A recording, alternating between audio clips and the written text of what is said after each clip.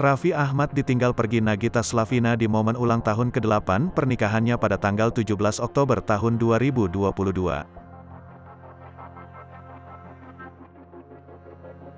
Nagita Slavina diketahui nonton konser Blackpink di Korea Selatan.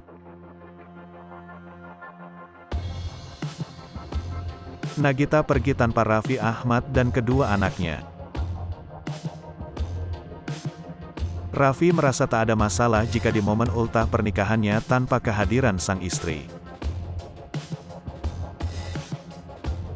"Biarin aja dia, Nagita Slavina, lagi nonton Blackpink," kata Raffi Ahmad yang ditemui di kawasan Mampang Perapatan, Jakarta Selatan, Senin, tanggal 17 Oktober tahun 2022.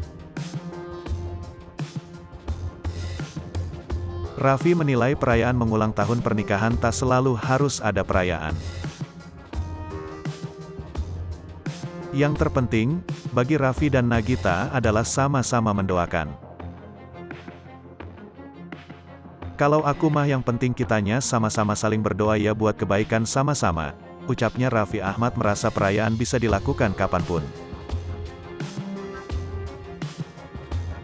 Alasan dirinya mengizinkan Nagita Slavina pergi ke Korea Selatan, untuk menghargai keinginan sang istri. "Namanya Anif kapan aja bisa dirayain. Aku yang penting doa aja," ujar Raffi Ahmad. Diberitakan sebelumnya, Raffi Ahmad menikahi Nagita Slavina 8 tahun lalu.